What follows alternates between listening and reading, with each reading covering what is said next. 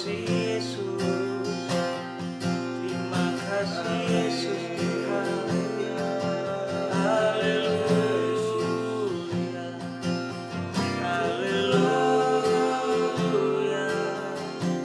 Kami menyembah Allah yang hidup, Allah yang berkuasa.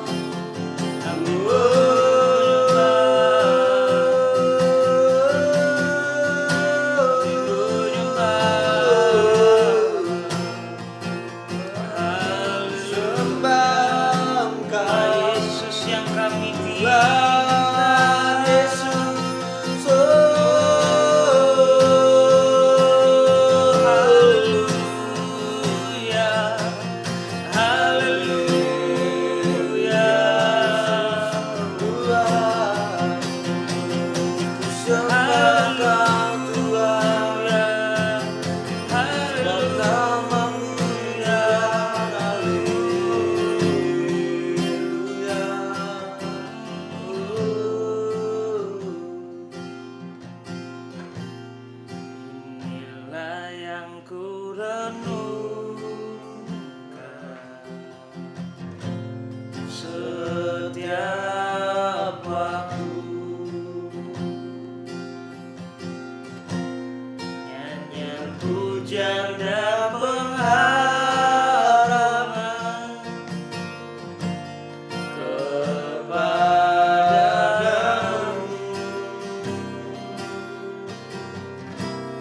Biarlah manis kau dengar Tuhan, manis kau dengar Tuhan, dan hatiku bersuka karena inilah yang ku renungkan. Inilah yang ku renung setiap waktu, setiap waktu. Nyanyian pujian dan pengagungan, nyanyian pujian dan pengagungan hanya padamu, kepadamu. Biarlah manis kau dengar, biarlah manis kau dengar Tuhan, manis kau dengar Tuhan, dan hatiku bersuka karena inilah yang ku renungkan, inilah yang ku renungkan setiap waktu. Nyanyian pujian dan pengagungan kepadamu.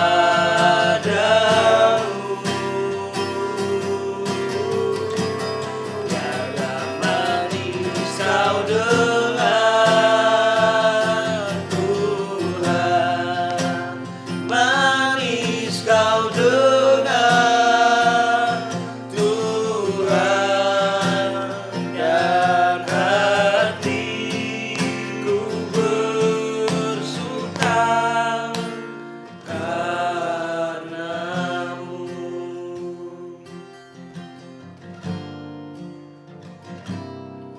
Tuhanku, aku hendak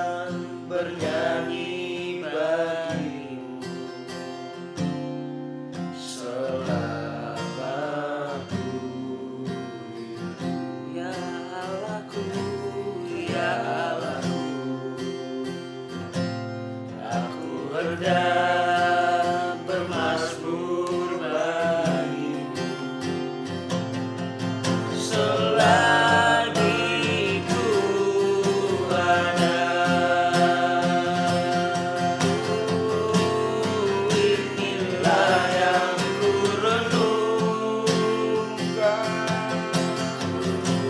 setiap waktu. Nyanyian pujian dan pengagungan kepadamu. Biarlah manis kau dengar, biarlah manis kau dengar. Tuhan, manis kau dengar. Tuhan, dan hatiku bersuka karena inilah yang ku renungkan. Tuhan, inilah yang ku renungkan setiap waktu. Nyanyian pujian dan pengagungan kepadamu.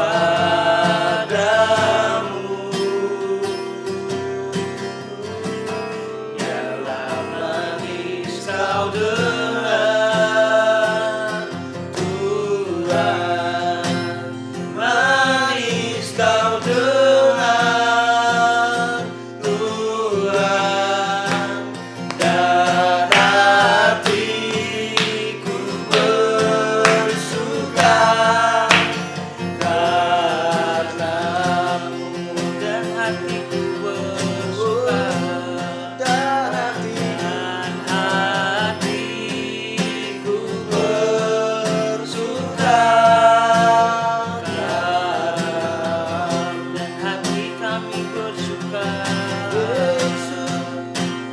dan hatiku bersuka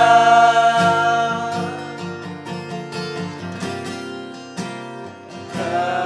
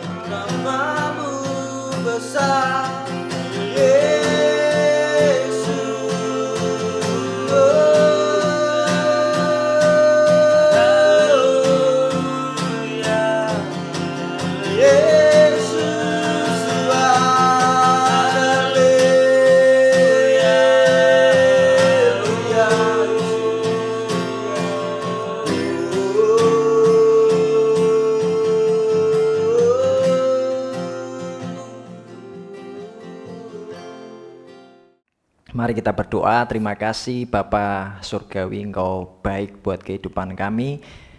Dan kami berdoa supaya Engkau berbicara buat hati kami dari isi hatimu sendiri.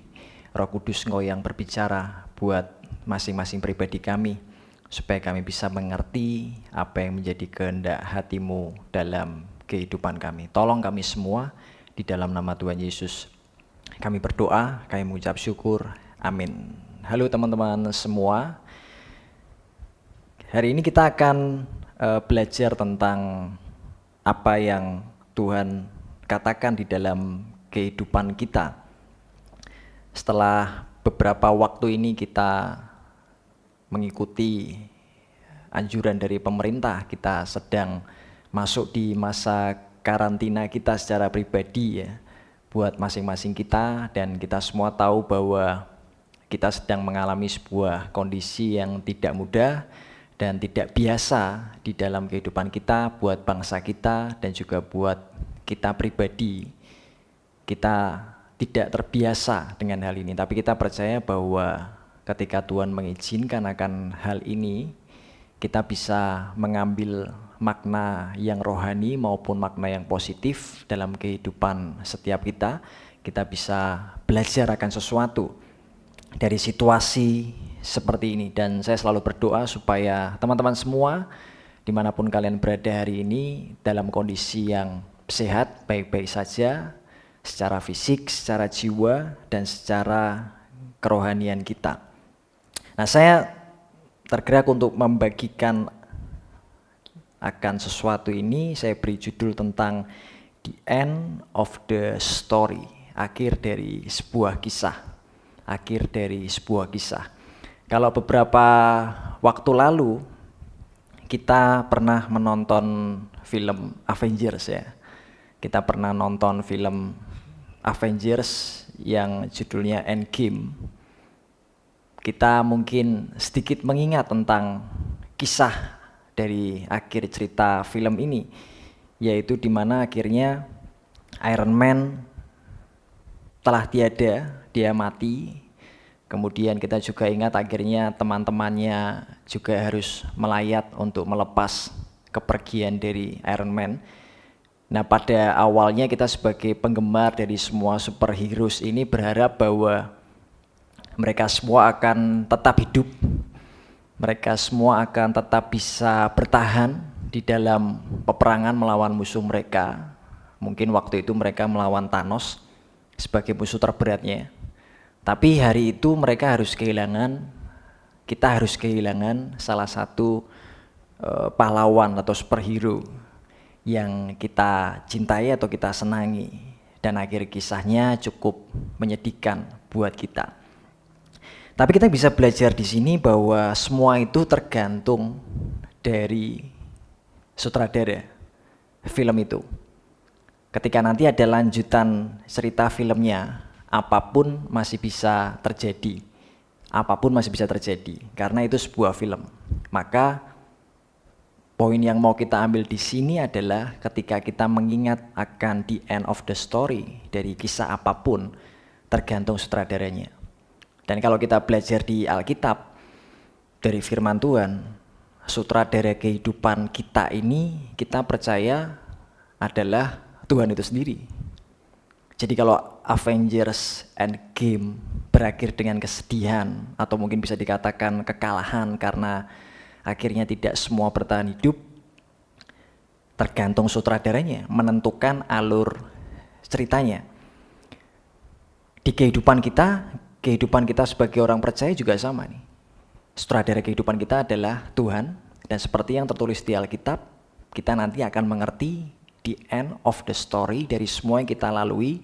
Mungkin dalam konteks COVID-19 ini, kita bisa belajar kita sedang ada di tengah. Kita sudah melewati masa awalnya dan kita sedang ada di tengah-tengahnya mungkin, atau baru seperempat perjalanan, atau mungkin setengah perjalanan, atau mungkin 3/4 perjalanan. Tapi yang perlu kita ingat adalah akhir dari cerita semua ini yang kita jalani. Kalau kita percaya bahwa sutradara kehidupan kita adalah Tuhan, maka kemenangan seharusnya jadi bagian kita. Kita akan baca di Markus pasal yang keempat dari sebuah perikop, angin ribut diredakan. Kita akan baca ini lagi, ini ayat-ayat yang memberkati kehidupan saya. Markus 4 ayat 35, pada hari itu, waktu hari sudah petang, Yesus berkata kepada mereka, marilah kita bertolak ke seberang. Hari itu Yesus bersama murid-muridnya, mereka bertolak ke seberang. Mereka hendak menuju ke sebuah tempat. Mereka harus berjalan, mereka harus pass over ke sisi lain, pass over to the other side. Di tempat di mana mereka ada, mereka harus naik kapal, mereka harus naik perahu untuk menyeberang ke sebuah tempat, ke sebuah tujuan bersama dengan Tuhan. Kemudian ayat 36, mereka meninggalkan orang banyak itu, lalu bertolak dan membawa Yesus beserta dengan mereka dalam perahu di mana Yesus telah duduk, dan perahu-perahu lain juga menyertai dia. Mereka meninggalkan orang banyak itu. Bukankah ada sedikit kemiripan dengan situasi kita, di mana sebetulnya di masa karantina ini kita sedang bertolak ke seberang, kemudian kita sedang meninggalkan kerumunan atau crowd yang biasanya kita ada di sana dalam hidup kita ini. Seperti Tuhan sedang membawa kita untuk keluar dari crowd atau kerumunan, dan kita harus mengisolasi diri kita, ada di rumah sendirian, gak bisa ketemu yang lain. Kita sedang keluar dari crowd untuk apa? Untuk bersama dengan Yesus. Ini poin kunci yang pertama. Untuk melewati masa-masa seperti ini adalah tetap bersama Yesus. Dan momen yang terbaik untuk belajar menikmati kesendirian, kebersamaan dengan Yesus itu di dalam kesunyian. Harus menarik diri dari crowd atau kerumunan. Lalu di sana kita secara pribadi bersama dengan Roh Kudus. Ini adalah momen yang terbaik karena di mana-mana, di banyak negara, ibadah sedang tidak diizinkan dalam bentuk besar, dalam tempat ibadah, dalam gedung gereja, tapi semua kembali ke rumah masing-masing. Di momen seperti ini, justru kita sedang belajar untuk menarik diri dari crowd dan secara pribadi membangun hubungan pribadi kita dengan Tuhan.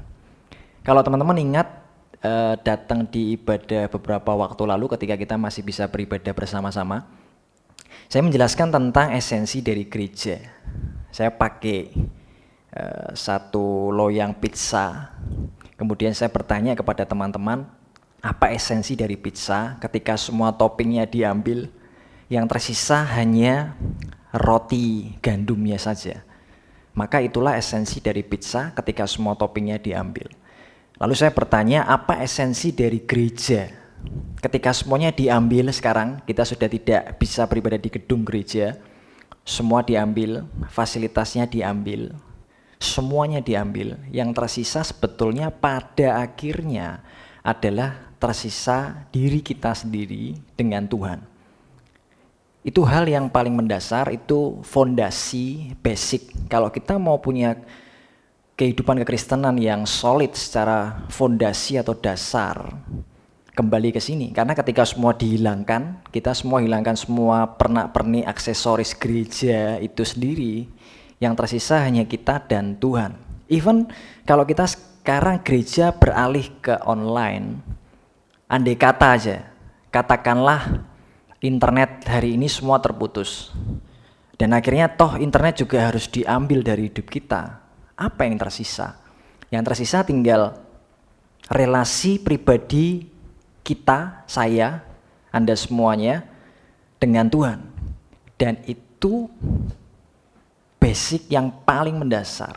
Jadi sebetulnya apa yang bisa kita pelajari dari situasi ini adalah kita membangun kembali fondasi kita. Kalau kita ingin sebuah bangunan itu kuat, mesti dibenahi fondasi dasarnya. Kalau kita ingin fondasi kekristenan kita kuat, akhirnya kembali ke fondasi yang paling esensi, yang paling bawah, yang terletak di dasar yang paling bawah kehidupan kekristenan kita. Berarti yang tersisa ketika semua diambil adalah relasi pribadi dengan Tuhan.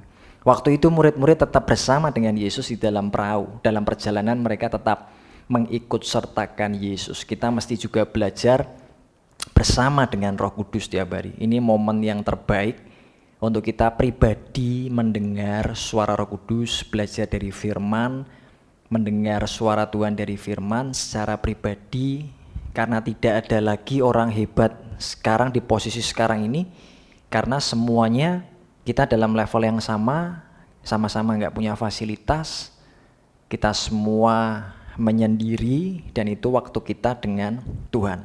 Saya pribadi percaya bahwa justru di masa seperti ini Tuhan akan berbicara lebih banyak kepada masing-masing individu atau pribadi setiap orang percaya di negara manapun.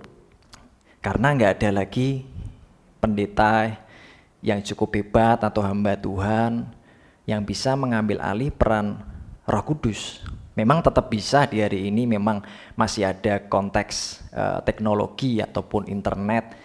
Kita masih bisa mendengar dari siapapun orang yang berbicara. Tapi kita jangan kehilangan esensi yang paling dasar ini. Keluar dari crowd dan belajar bangun hubungan pribadi dengan Tuhan. Jadi tetaplah bersama Yesus selama masa-masa ini, justru masuk lebih dalam dan mengenal Roh Kudus secara pribadi. Ayat 37, lalu mengamuklah taufan yang sangat dahsyat dan ombak menyembur masuk ke dalam perahu sehingga perahu itu mulai penuh dengan air. Ketika bersama Yesus tidak menjamin kehidupan kita akan berjalan mulus, tapi selalu ada badai, tantangan di dalam kehidupan kita. Ayat 38, pada waktu itu Yesus sedang tidur di buritan di sebuah tilam, maka murid-muridnya membangunkan dia dan berkata kepadanya, "Guru, engkau tidak peduli kalau kita binasa." Murid-murid mulai khawatir, murid-murid mulai cemas, sama seperti kita hari ini juga bisa merasa cemas, siapapun kita. Karena kita masih manusia, kita punya rasa cemas dan khawatir, asal tidak secara berlebihan dan terus-menerus dan dikuasai oleh ketakutan. Kita semua sekarang dalam level yang sama karena kita pun mengalami ketakutan. Saya juga mengalami rasa takut itu, saya juga punya rasa cemas itu. Kita melewati beberapa fase di dalam masa COVID-19 ini. Yang pertama dulu waktu fase muncul di China, di Wuhan, kita masih merasa itu masih jauh. Nggak ada masalah dengan corona. Dan semua mungkin sebagian besar masih cuek. Ini fase cuek, masih jauh, fase acuh. Tapi mulai mendekat awal Maret, persis masuk ke Indonesia, Bapak Presiden kita mengumumkan, baru kita mulai merasa was-was. Ketakutan itu semakin mendekat, masih di Jakarta. Udah mulai takut masuk ke Indonesia, tapi belum sebesar yang sekarang. Setelah itu terus menyebar masuk ke Jawa Tengah, masuk ke Semarang. Baru tingkat kepanikan kita, kecemasan, ketakutan meningkat. Buat semua kita, fase takut. Tapi kita tidak boleh berhenti di fase takut itu. Kita mesti melangkah ke fase berikutnya, yaitu awareness. Awareness atau kepedulian, maksudnya awareness terhadap diri sendiri dulu. Kita mulai belajar hidup bersih, kita mulai rajin cuci tangan, kita mulai pakai masker dan lain-lain. Semua yang bisa kita lakukan, social distancing dan lain sebagainya, kita coba lakukan itu. Awareness-nya mulai meningkat karena mulai mendekat. Kita harus tingkatkan nih, jadi jangan terus takut. Tingkatkan awareness-nya. Kalau murid-murid cari Yesus kan, dia bangunin Yesus. Kalau kita mulai awareness, self-awareness kita meningkat. Lalu masuk ke fase berikutnya, belajar peduli dengan orang-orang di sekeliling kita. Yang ada di sekeliling kita nih. Keluarga kita, mungkin tetangga, mungkin saudara, mungkin teman dekat kita. Kita mulai pedulikan mereka, mungkin sampai ke tenaga medis yang ada di rumah sakit.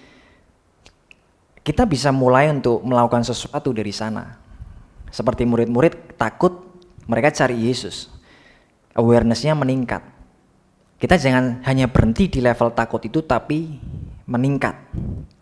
Sampai nanti di fase peduli, fokus kita udah bukan lagi cuma memperhatikan diri kita, tapi mulai dialihkan untuk memperhatikan orang lain. Itu akan membantu kita, itu akan menolong kita. Kalau kita fokus ke diri kita, terus cemas dan takut, akhirnya nggak ada apa-apa yang bisa kita buat. Malah kita bisa mati dalam kecemasan atau ketakutan itu. Kemudian setelah itu ayat 39, ia pun bangun menghardik angin itu dan berkata kepada danau itu, "Diam, tenanglah." Lalu angin itu reda dan danau itu menjadi teduh sekali. Menarik di sini bahwa ketika Yesus menghardik angin itu, terjemahan lainnya berkata, "Peace, be still," tenang. Ada ketenangan, ada kedamaian, ada kesunyian di sana, diam dan tenanglah. Yang kita lihat, yang murid-murid lihat waktu itu adalah apa yang tampak di luar. Tadi poin pertama, prinsip pertama yang saya sampaikan buat kita adalah tetaplah bersama Roh Kudus. Karena ini waktu yang terbaik kan di momen kesunyian ini. Poin yang kedua atau prinsip yang kedua yang saya mau bagikan buat teman-teman adalah apa yang kita lihat atau apa yang tampak di luar itu selalu diawali dari apa yang tidak tampak atau secara rohani. Apa yang jasmani terjadi karena ada sesuatu di alam rohani. Itu yang Alkitab tuliskan. Ketika murid-murid lihat badai, perspektifnya sangat beda ketika Yesus melihat. Waktu Yesus murid-murid lihat badai, mereka takut ini seperti bencana alam. Karena lihat badai, gelombang besar, ada angin besar. Tapi yang dilihat Yesus bukan cuma badainya. Kenapa sampai dihardik? Berarti ada something behind the storm. Yang dilihat mata jasmani kita badai. Tapi Yesus lihat something behind badai itu. Sesuatu di belakang badai itu yang nggak kelihatan. Apa itu? Pribadi.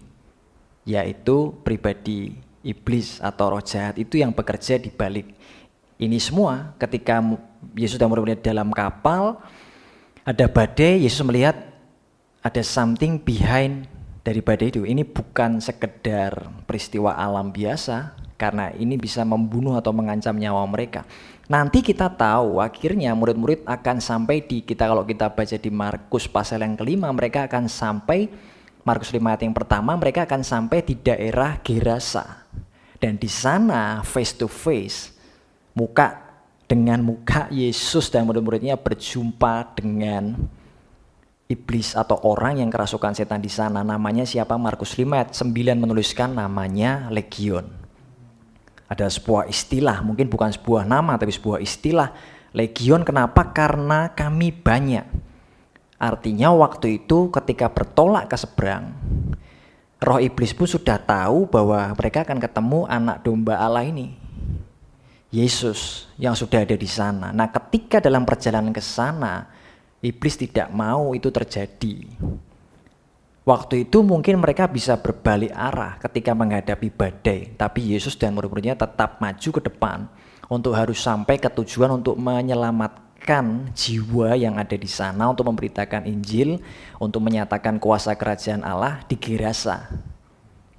Ketika mereka terus maju, sampailah di Gerasa, dan kita tahu di end of the story-nya seperti apa. Yesus mengalahkan para iblis itu. Legion itu kira-kira kurang lebih, kalau saya lihat dictionary itu 6.000 pasukan, 6.000 orang pasukan. Dalam konteks Romawi, legion itu 6.000 pasukan. Berarti kalau seandainya legion itu ditafsirkan atau diterjemahkan 6.000 roh jahat, maka di sana sedang ada 6.000 roh jahat. Kalau toh tidak 6.000 persis, pasti banyak di Gerasa itu. Dan di sini kita tahu di end of the story-nya, waktu di awal bertolak ke seberang, ketemu badai, sampai di Gerasa, di end of the story-nya adalah victory, kemenangan buat Yesus karena dia menyatakan akan kerajaan surga. Buat kita semua, saya ingin mengulangi akan hal ini. Apa yang tampak jasmani hari ini adalah COVID-19. Walaupun juga virusnya nggak kelihatan mata jasmani kita, tapi semua orang membicarakan ini. Di balik COVID-19 yang sampai ke level global merenggut banyak nyawa, pasti something behind. Ada sesuatu di belakang COVID itu yang sampai membuat banyak orang ketakutan. Secara atmosfer, secara spirit, ada something behind itu.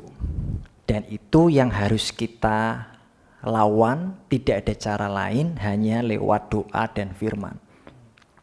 Karena ini bukan hanya soal virus secara jasmani atau alamiah, tapi spirit di belakang itu semua.